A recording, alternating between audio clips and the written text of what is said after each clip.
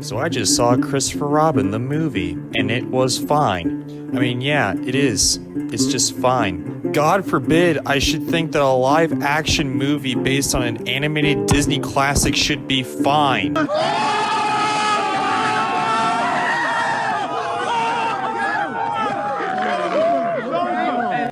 Now, a little bit of subtext here. I like Winnie the Pooh. In fact, I have a hard time finding anybody who doesn't like Winnie the Pooh. Even people who hate cartoons are like, yeah, but maybe Winnie the Pooh I hate a little bit less. I don't know what it is, but Winnie the Pooh just has that lovability factor that I guess Mickey Mouse doesn't have. Because I know a lot of people who hate Mickey Mouse, but no one hates Winnie the Pooh.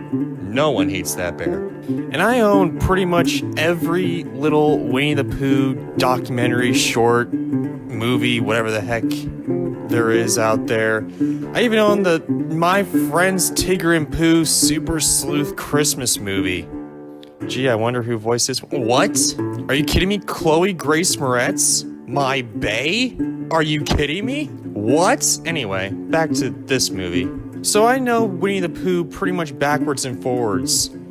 I've been with him through the good and the horrifying. So unlike most reviews I do where I kind of tiptoe around spoilers and try not to spoil everything, but you know me and my big mouth, I'm going to explicitly ruin this movie for you. So if you don't want to hear spoilers, just click to the end of the video and see my thoughts about it. Ready, set, go.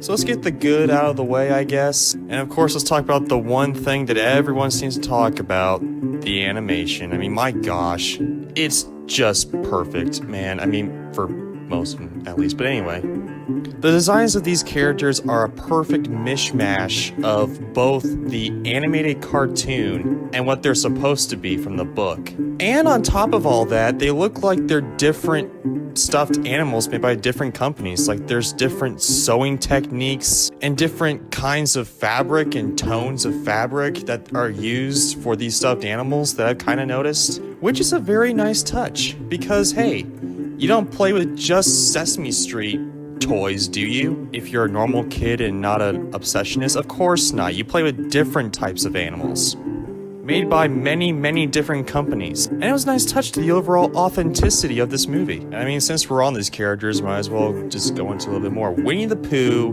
Tigger, Eeyore, and Owl, I guess, sound exactly the same as they do in all the other cartoons. And I mean, Jim Cummings, who pretty much made his whole empire based around voicing Winnie the Pooh, I'm pretty sure he had some involvement with most of these characters. Now let's talk about the main character here, Christopher Robin, played by Ewan McGregor, aka Obi-Wan. I mean, what can I say? This guy is a great actor. He made the prequels watchable.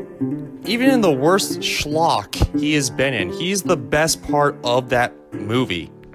And the same can be true here. I mean, I'm pretty sure that I found myself loving this movie because of him. And I mean, Hayley Atwell, she's fine in this movie. I mean, she does the best with what she's given with a kind of a script that kind of leaves her to the side, but she does a very good job with what she's given. And then there's the kid, like Chris Robin's daughter and all that. She's pretty good. I mean, she takes on the insecurities of a little kid, of what she would go through in that type of situation pretty well, for the most part. And she does a very decent job. She's not a kid actor that sucks. The whole aesthetic of this movie's pretty well done. I mean, the colors and all that.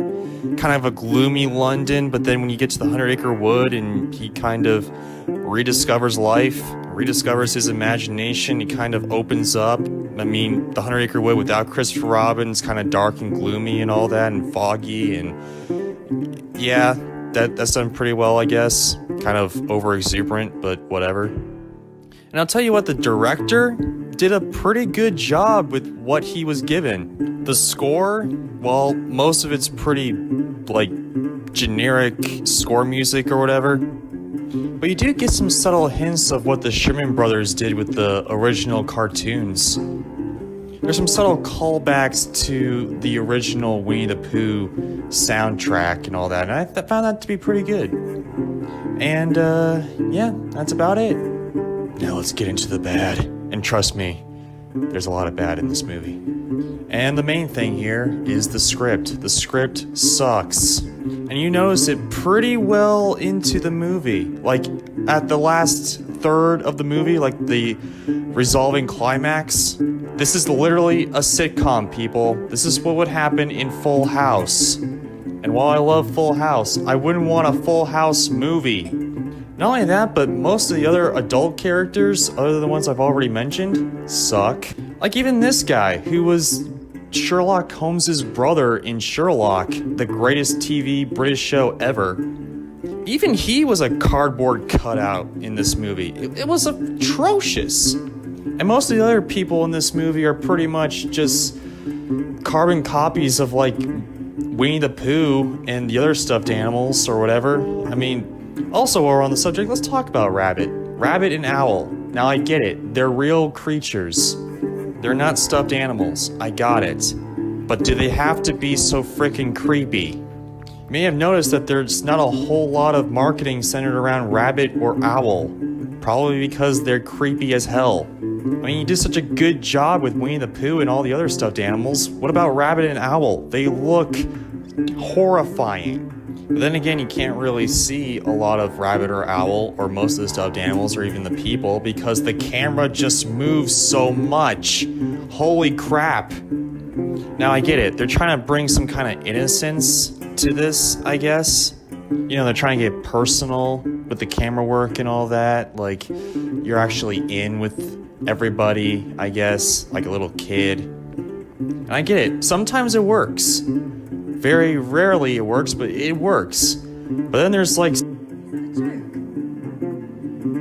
you making jokes now? Scenes where it's just the stuffed animals and you're just like, what the heck? Why can't I see Winnie the Pooh talk? Why am I just seeing Piglet like trying to hold on to Winnie the Pooh's hand and he's like has his back to the camera? What the heck? That's terrible staging, man. That's just atrocious. Also, here is a bigger complaint. Now, I don't know what's going on with the A.A. Miller estate. And by the way, he was the guy that wrote Winnie the Pooh. I don't know what's going on with this estate right now because it seems to me like they are pretty much stealing a lot of stuff that Peter Pan has in the movie industry or whatever. I mean, it may have been smaller, but it even started like in the 50s or whatever when Disney bought Peter Pan and made a Peter Pan movie or something. And then all of a sudden, Winnie the Pooh, they bought Winnie the Pooh and then they made Winnie the Pooh shorts and then they made a movie. Okay, innocent enough.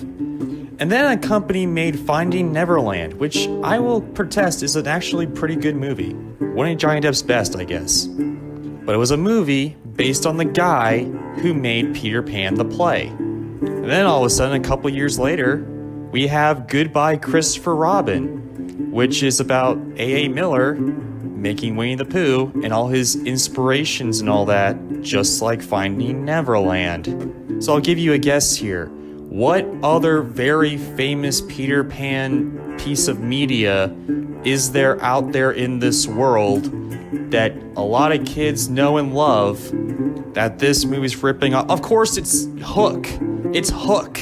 Except while Hook was done somewhat better, this movie is recycling a lot from Hook. Except the script sucks.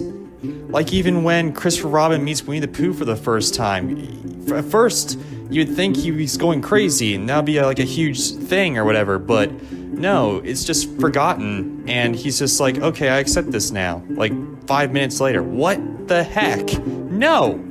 You find a walking, talking, stuffed animal, you're going to go insane. You're literally insane. Develop this more, damn it. Whatever. Anyway, as much as I hate the overall parts of this movie, I still did enjoy myself. I mean, it's Winnie the Pooh. How could you not enjoy yourself? Even if it's crap, it's still gonna be fine. Even if it's My Friends Tigger and Pooh, you're always gonna find a Chloe Grace Moretz in this. Overall, I say this movie's good. I mean, it's not like great or whatever, but it's serviceable. It gets the job done. Also, I stayed into the end, and no, there's not a post-credit scene. There is a mid-credit scene, however.